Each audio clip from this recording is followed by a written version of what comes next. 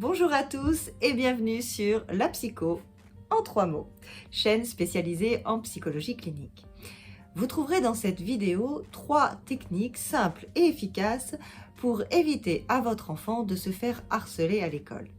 Ces méthodes sont rapides à mettre en place et vous permettront d'offrir les clés nécessaires à votre enfant pour devenir un adulte heureux dans ses relations sociales. À la fin de cette vidéo, vous pourrez mieux comprendre le harcèlement et surtout apprendre à votre enfant à se défendre émotionnellement. C'est parti!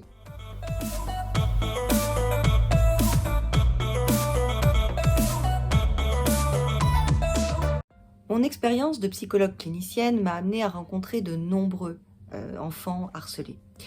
Aujourd'hui, c'est 700 000 élèves qui subissent du harcèlement scolaire. C'est environ un enfant sur 10 du niveau CE2 au CM2.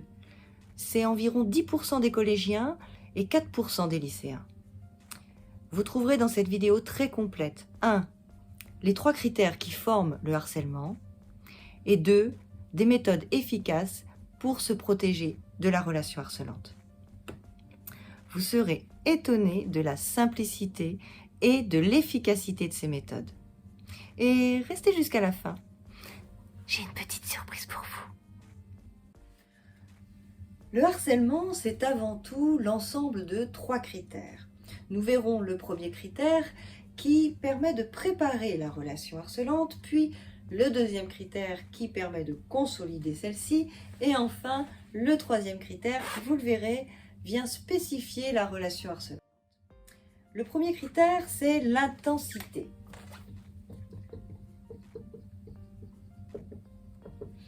Alors l'intensité, c'est quoi finalement? Bien, c'est la rencontre entre 2 individus qui va faire émerger chez l'un d'entre eux une émotion de survie.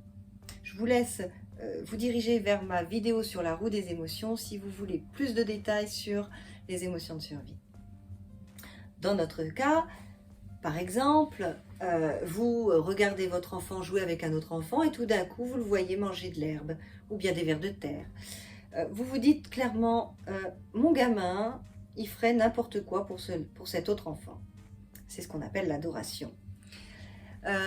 Ou bien encore, vous voyez votre enfant venir vers vous, courir vers vous en pleurs et vous dire que son copain l'a frappé. Nous sommes donc dans une émotion de rage.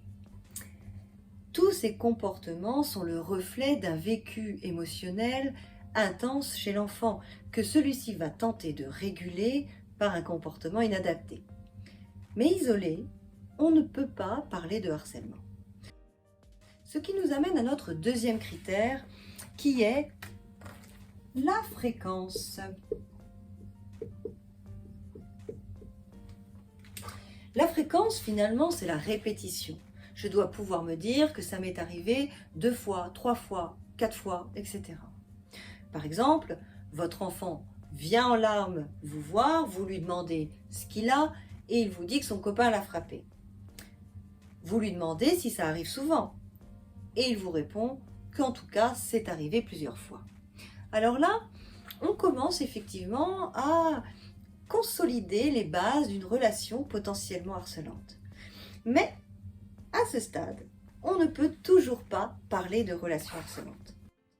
Ce qui nous amène à notre troisième critère, qui est la durée. La durée, c'est quoi? Eh bien finalement, c'est l'intensité plus la fréquence qui s'inscrivent dans le temps. C'est un point particulièrement important, ce critère-là, puisqu'il vient mettre en évidence la spécificité de la relation harcelante. C'est avant tout une question de relation. C'est dans le temps que je vais pouvoir construire une relation d'emprise. Et c'est cette emprise qui va mettre sous silence votre enfant et ne plus lui permettre finalement de vous nommer les 2 premiers critères. Par exemple, votre enfant se fait insulter plusieurs fois par jour et ce depuis des semaines. Vous notez que nous avons donc effectivement une intensité, une fréquence et une durée. alors là, ça y est, on est dans l'antre de la relation harcelante. Il existe différents niveaux de gravité dans une relation harcelante, que je pourrais traiter si vous le souhaitez dans une autre vidéo, mais aujourd'hui nous allons nous concentrer sur la prévention de cette relation toxique. Alors vous l'aurez compris, pour se faire prendre dans une relation harcelante, il faut qu'il y ait une intensité qui se répète. Si cette intensité a pu se répéter, c'est parce que votre enfant n'a pas pu se défendre émotionnellement suffisamment bien pour l'arrêter. Alors, on ne peut pas éviter un acte violent de se produire. Si quelqu'un décide de m'insulter, il m'insultera. Je ne peux rien faire contre ça. Par contre, je peux me défendre émotionnellement suffisamment bien pour éviter la répétition. En tant qu'enfant, je ne peux pas connaître de façon innée les défenses émotionnelles. Je ne peux pas savoir comment je dois faire face à une telle situation avec une telle intensité. C'est pour ça que vous, en tant que parent, vous avez un rôle extrêmement important pour apprendre à votre enfant à se défendre émotionnellement. Mais parfois, c'est pas si simple parce que finalement vous-même, on ne vous a jamais appris à vous défendre émotionnellement. Vous avez plutôt reçu des accompagnements du type « mais défends-toi, te laisse pas faire, si on te tape, tu tapes ». Avec cette ambivalence pourtant où on vous disait que taper c'était mal. Donc, comment on peut accompagner son enfant lorsque nous-mêmes finalement on est assez démunis sur les défenses émotionnelles qui peuvent exister? À part rendre les coups, on ne sait pas trop comment faire autrement. Sachez qu'il existe des méthodes simples et efficaces pour se défendre émotionnellement. Vous allez pouvoir aider votre enfant à développer ses défenses émotionnelles et puis par la même occasion en apprendre quelques petites astuces. Alors nous allons voir une première méthode de défense émotionnelle efficace dite du miroir.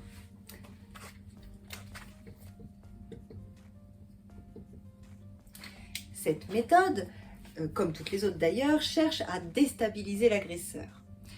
Je vais renvoyer à l'agresseur une question pour le faire réfléchir à ce qu'il dit. Par exemple, si on me dit que je suis moche, je vais répondre « Ah bon? Qu'est-ce que tu trouves moche chez moi? Parce que moi, je me trouve très belle. » Ça va déstabiliser l'agresseur et détourner son attention vers la réflexion pour être moins dans l'émotionnel et mieux me permettre à moi de me soustraire de l'agression. Une deuxième technique qui est aussi efficace est celle de l'esquive.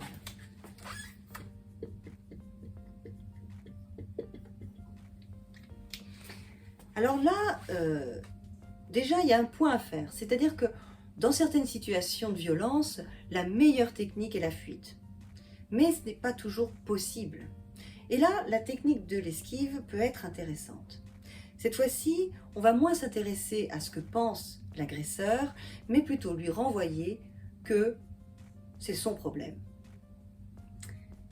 Par exemple, il va me dire qu'il me trouve bête, je vais lui répondre « Et alors, ça te pose un problème? Tu veux en parler ?» Évidemment, l'agresseur n'a aucune envie de parler de moi, il avait juste besoin de se décharger. C'est une manière de stopper cela. Une troisième méthode qui est très efficace aussi, c'est la méthode du bouclier.